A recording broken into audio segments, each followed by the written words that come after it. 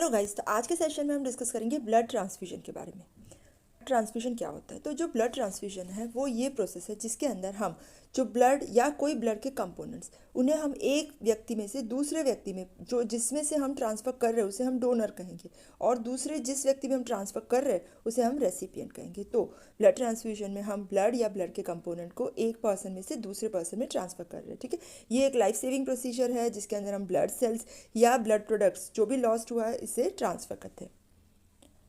अभी blood transfusion के indication क्या है, कौन कौन सी कंडीशन में ब्लड ट्रांसफ्यूजन करना चाहिए। सबसे पहला, एक्यूट ब्लड लॉस है, कोई एक्सीडेंट हुआ है, कोई हेमरेज है, कोई सर्जरी है, या डिलीवरी के बाद बहुत ज़्यादा ब्लीडिंग है, तो इसके अंदर ब्लड ट्रांसफ्यूजन इंपॉर्टेंट है। क्रॉनिक अगर कोई इंडिकेशन है तो क्रॉनिक एनीमिया, जिससे कि थैलेसेमिया, जिसके पेशेंट को रेगुलरली ब्लड ट्रांसफ्यूज करते हैं। ठीक है, ब्लड डिसऑर्डर्स जैसे कि हीमोफीलिया जिसमें फैक्टर 8 की डेफिशिएंसी है, पर्पुरा जिसके अंदर हमारे थ्रोम्बोसाइट्स प्लेटलेट्स की डेफिशिएंसी है, तो भी ब्लड ट्रांसफ्यूजन करना है। ब्लड डिजीजेस जैसे कि एनीमिया या ल्यूकेमिया एंड बर्न्स के पेशेंट में प्लाज्मा को ट्रांसफ्यूज करते हैं। ठीक है, ट्रांसफ्यूजन करते पहले क्या ध्यान रखना है, प्रिकॉशंस बिफोर ब्लड ट्रांसफ्यूजन। तो सबसे पहले जो डोनर है उसके कुछ क्राइटेरिया होते हैं। डोनर की एज है वो 18 से लेकर 60 ईयर्स तक होनी चाहिए, 60 के बाद डोनेट नहीं करते यूजुअली। फिर हेल्दी इंडिविजुअल होना चाहिए, इसे कोई सेक्सुअली ट्रांसमिटेड डिजीज़ या कोई वायरल डिजीज़ जैसे कि हिपेटाइटिस या एड्स नहीं होना चाहिए, या मलेरिया प्रोटोजुअल डिजीज़ भी नहीं होना चाहिए, और उसका हीमोग्लोबिन मिनिमम 12 ग्राम परसेंटेज होना चाहिए। प्रेग्नेंट और लैक्टेटिंग मदर है उन्हें ब्लड डोनेट नहीं करना है। साथ साथ में हमें हमेशा कॉम्पिटिबल ब्लड ही ट्रांसफ्यूज़ करना है, मतलब ए ब्लड ग्रुप वाले इंडिविजुअल को ए, बी वाले को बी, कॉम्पिटिबल ही ट्रांसफ्यूज़ करना है। ठीक है, और RH पॉजिटिव जो इंडिविजुअल का ब्लड है वो हमें कभी RH नेगेटिव को नहीं देना है, जो हमने आगे डिस्कस किया। इसमें डिलेड ट्रांसफ्यूजन रिएक्शन आ सकते हैं। ब्लड ट्रांसफ्यूजन क्या ध्यान रखना है, तो एक स्टराइल इंस्ट्रूमेंट्स यूज़ करने हैं। टेम्परेचर, जो ब्लड हमने स्टोर किया है उसका टेम्परेचर कम होता है तो उसे बॉडी टेम्परेचर तक लेके आना है, और ट्रांसफ्यूजन जो है वो स्लो करना है। नहीं तो क्या होगा कि जो ब्लड स्टोर्ड है उसके अंदर साइट्रेट होता है, वो हमारे बॉडी के कैल्शियम को चीलेट कर देगा, तो सीरम कैल्शियम डिक्रीज हो जाएगा जिससे कि टिटेनी हो सकता है। ठीक है, उसके बाद हैज़ार्ड्स ऑफ ब्लड ट्रांसफ्यूजन। तो ब्लड ट्रांसफ्यूजन के जो हैज़ार्ड्स हैं वो अलग अलग टाइप्स के होते हैं। 4 टाइप के ब्लड ट्रांसफ्यूजन के हैज़ार्ड्स यहाँ पर डिस्कस करेंगे। एक है जो मिसमैच ब्लड ट्रांसफ्यूजन हम करते हैं, इनकॉम्पिटिबल, मतलब ए ब्लड ग्रुप वाले को बी का दे दिया, बी वाले को ए का दे दिया, तो जो रिएक्शन आएंगे। दूसरा, बहुत ज़्यादा ब्लड ट्रांसफ्यूज करते हैं तो भी रिएक्शन आ सकता है। तीसरा, अगर हमारी टेक्निक ठीक नहीं है तो भी रिएक्शन आ सकता है। और चौथा, कि हम इन्फेक्शन को भी ट्रांसमिट कर सकते हैं। ठीक है, तो सबसे पहला transfusion reaction due to mismatch blood transfusion. ठीक है, इसमें क्या हो रहा है, ये जो कॉम्प्लिकेशंस है ना बहुत ज़्यादा सीरियस होती है और इसमें पेशेंट की डेथ भी हो सकती है। ठीक है, तो इसमें जो डोनर के आरबीसीज है ना उसका एग्लूटिनेशन हो जाएगा। ठीक है, और ये जो आरबीसीज एग्लूटिनेट हुए हैं वो हमारी ब्लड वेसल को ब्लॉक करेंगे, जिसकी वजह से हमारे टिश्यू को ब्लड नहीं पहुँचेगा, जिसे कहते हैं टिश्यू इश्चेमिया। और इसमें सबसे पहला क्या होता है, पेशेंट को बैक में बहुत ज़्यादा पेन होता है, चेस्ट में टाइटनेस होती है, साथ साथ में जो आरबीसीज का हीमोलाइसिस है वो वहाँ से हीमोग्लोबिन जो रिलीज़ कर रहे हैं, ठीक है ना, ये हीमोग्लोबिन भी सर्कुलेशन में जाता है, तो जिसे कहते हैं हीमोग्लोबिनेमिया। और इसके बाद हीमोग्लोबिन जो है वो किडनीज़ में भी जा सकता है, तो किडनी फेलियर भी कर सकता है, तो हीमोग्लोबिन यूरिया भी हो सकता है। ठीक है, और ये हीमोग्लोबिन ज़्यादा बिलिरुबिन भी क्रिएट कर सकता है। ठीक है, तो किडनी फेलियर क्यों होगा, तो जैसे हमने बताया कि जो हीमोग्लोबिन है वो हमारी किडनी में जाएगा तो वो रीनल ट्यूब्यूल को ब्लॉक कर देगा। साथ साथ में कुछ टॉक्सिक सब्सटेंसेस जो रिलीज होते हैं जब हमारे आरबीसी लाइसिस होते हैं, ठीक है, तो वो भी हमारी किडनी की ब्लड वेसल्स का वेजो कंस्ट्रिक्शन करते हैं।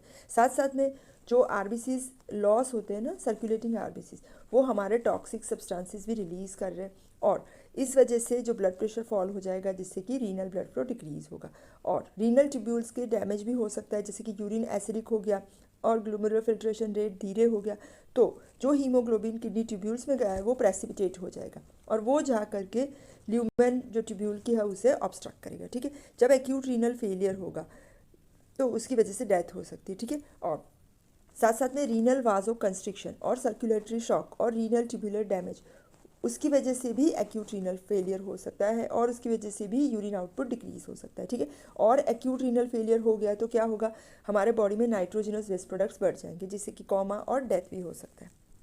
अगर बहुत ज़्यादा ब्लड ट्रांसफ्यूज़ कर दिया तो सर्कुलेटरी ओवरलोड हो जाएगा। ठीक है, और साथ साथ में अगर पेशेंट को कार्डियक डिजीज़ है और इसे बहुत ज़्यादा बहुत लार्ज अमाउंट में ब्लड ट्रांसफ्यूज़ कर दिया तो उसका कार्डियक फेलियर के भी चांसेस हो सकते हैं। ठीक है, साथ साथ में हम ब्लड बॉर्न इन्फेक्शन भी ट्रांसमिट कर सकते हैं, जैसे कि HIV, viral hepatitis, malaria, syphilis, ये सब अगर डोनर में है तो रेसिपिएंट में भी ट्रांसफ्यूज़ हो सकता है। पायरोजेनिक रिएक्शन में क्या होता है, डोनर में से पायरोजन रेसिपिएंट में चला जाता है, तो इसके अंदर रेसिपिएंट को फीवर्स एंड चिल्स हो सकते हैं, और साथ साथ में WBCs ल्यूकोसाइट्स डिस्ट्रक्ट होंगे और प्लेटलेट भी डिस्ट्रक्ट होंगे, तो इसकी वजह से भी ये फीवर, चिल्स और पायरोजेनिक रिएक्शन आ सकते हैं। एलर्जिक रिएक्शन भी हो सकते हैं अगर डोनर का जो ब्लड है इसके अंदर कोई ऐसा सब्सटेंस है जिससे हमारा रेसिपिएंट है वो एलर्जिक है, तो इसमें स्किन रैश या अस्थमा ये सब भी हो सकता है। फिर हाइपरकैलेमिया, अगर बहुत ज़्यादा ब्लड ट्रांसफ्यूज़ किया है तो पोटेशियम कंसनट्रेशन क्योंकि स्टोर ब्लड में ज़्यादा होता है तो हाइपरकैलेमिया भी हो सकता है। फिर हाइपोकैल्सीमिया, क्योंकि बहुत ज़्यादा ब्लड ट्रांसफ्यूज़ करते हैं तो जो साइट्रेटेड ब्लड है वो रेसिपिएंट के ब्लड में जा करके कैल्शियम को चिलेट कर देगा, तो कैल्शियम डिक्रीज हो सकता है जिससे कि टिटेनी भी हो सकता है। कुछ रिएक्शंस फॉल्टी टेक्निक से भी हो सकते हैं, जैसे थ्रोम्बोफ्लेबाइटिस, जैसे कहते हैं इन्फ्लेमेशन ऑफ वेन, और साथ साथ में थ्रोम्बस भी बन जाता है। एयर एम्बोलिज्म, अगर कोई ब्लड वेसल ऑब्स्ट्रक्ट हुए हैं क्योंकि कोई एयर एंट्री हो गई है ब्लड वेसल में, तो एयर एम्बोलिज्म भी हो सकता है। फिर एक और है ऑटोलॉगस ब्लड ट्रांसफ्यूजन। ऑटोलॉगस मतलब खुद का ही ब्लड, तो इंडिविजुअल का खुद का ही ब्लड उसे ट्रांसफ्यूज़ करना है, ठीक है। वो कौन सी सिचुएशन में, ये कौन सी सिचुएशन में कर सकते हैं, अगर हमारी जो सर्जरी है उसका प्लान किया हुआ है, ठीक है, या फिर ड्यूरिंग सर्जरी अगर हम सेल सेवर मशीन यूज़ करके जो ब्लड है वो सक कर ले, तो ये ब्लड को हम रिसाइकल करके यूज़ कर सकते हैं। ट्रांसफ्यूजन है जैसे कहते हैं एक्सचेंज ट्रांसफ्यूजन। एक्सचेंज ट्रांसफ्यूजन में क्या कर रहे हैं कि जो पेशेंट का ब्लड है वो निकाल के दूसरा ब्लड उसके अंदर रिप्लेस कर रहे हैं, ठीक है, तो इसे रिप्लेस ट्रांसफ्यूजन भी कहते हैं। और ये जो ब्लड रिमूव करते हैं वो according to age, size and severity of disease वो रिमूव करते हैं, ठीक है, और इंट्राविनस कैथेटर से जो दूसरा ब्लड है वो इन्फ्यूज़ करेंगे, और ये कंटिन्यू करेंगे जब तक कि पूरे बॉडी का ब्लड है वो रिप्लेस नहीं हो जाए।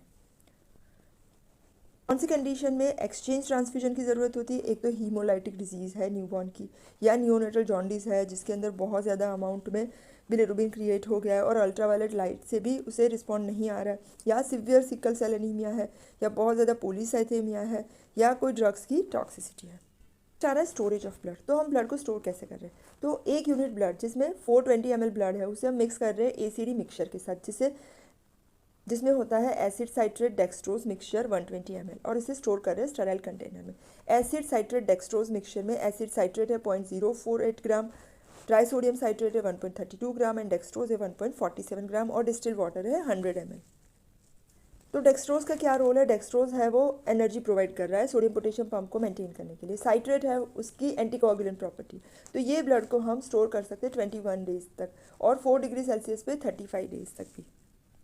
अभी स्टोर्ड ब्लड है उसमें क्या कॉम्प्लिकेशंस हो सकते हैं, क्या चेंजेस हो सकते हैं, जो आरबीसीज होते हैं ना वो स्वेल हो जाते हैं, क्यों, क्योंकि इसके अंदर एटीपी है ना वो डिक्रीज़ हो गया, और 2,3-DPG भी, तो इसकी वजह से जो सोडियम पोटेशियम पंप है ना उसकी एक्टिविटी कम हो जाएगी, क्योंकि इसके लिए सोडियम पोटेशियम पंप के लिए हमें एटीपी चाहिए। इसकी वजह से क्या होगा, जो इंट्रासेल्यूलर पोटेशियम है ना वो लॉस हो जाएगा, तो पोटेशियम का कॉन्सेंट्रेशन प्लाज्मा में बढ़ जाएगा, और सेल के अंदर सोडियम बढ़ जाएगा, साथ साथ में सोडियम के साथ वाटर भी बढ़ जाएगा, और इसकी वजह से हीमोलाइसिस हो जाएगा जब हम इस आरबीसी को हाइपोटोनिक सॉल्यूशन में रखेंगे, क्योंकि आरबीसी स्वेल हो गए, ठीक है। सेकेंड, आरबीसी स्फेरिकल भी हो सकते हैं जो कि ईजिली रप्चर हो सकते हैं जब वो स्मॉल कैपिलरी से पास हो।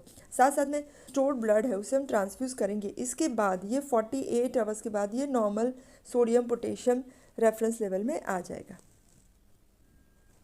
साथ साथ में स्टोर्ड ब्लड है वो सूटेबल नहीं है WBC और प्लेटलेट ट्रांसफ्यूज़ करने के लिए, इसीलिए WBC या प्लेटलेट को अगर ट्रांसफ्यूज़ करना है तो वो हम फ्रेश ब्लड देते हैं। तो WBC और प्लेटलेट्स जो है वो 24 आवर्स स्टोर किए हुए ब्लड में एब्सेंट होते हैं, ठीक है, तो वो हम ट्रांसफ़र नहीं कर सकते। जो ग्रेन्युलोसाइट्स है उनकी फैगोसाइटिक बैक्टीरियसिडल एक्टिविटीज़ ये भी 4 से 6 घंटे में डिसअपियर हो जाती है, ठीक है, और प्लेटलेट भी है वो 36 to 48 आवर्स में नॉन फंक्शनल हो जाते हैं, ठीक है।